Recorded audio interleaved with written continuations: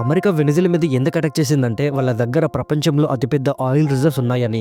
Saudi Arabia కన్నా చాలా ఎక్కువగా ఉన్నాయి. కానీ దుబాయ్ లాంటి రిచెస్ట్ సిటీ లాగా వెనిజులా లేదు.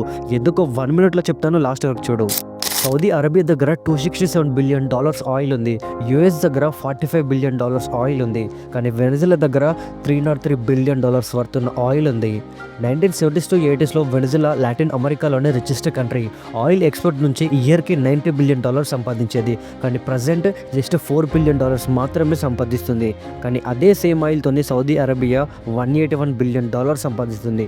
మరి ఎందుకు వెనిజులా కొలాప్స్ అయిందంటే మెయిన్గా 3 రీజన్స్ ఉన్నాయి.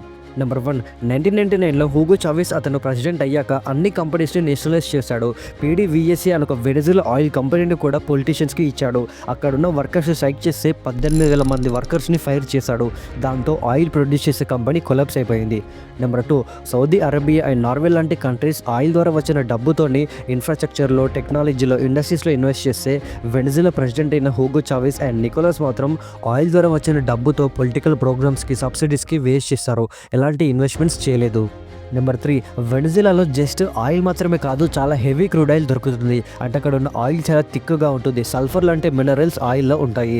వాటిని బయటికి తీసి రిఫైన్ చేయడానికి చాలా ఖర్చు అవుతుంది. పెద్ద టెక్నాలజీ కావాలి, ఇన్ఫ్రాస్ట్రక్చర్ కావాలి. కానీ వెనిజులా దగ్గర అవన్నీ లేవు.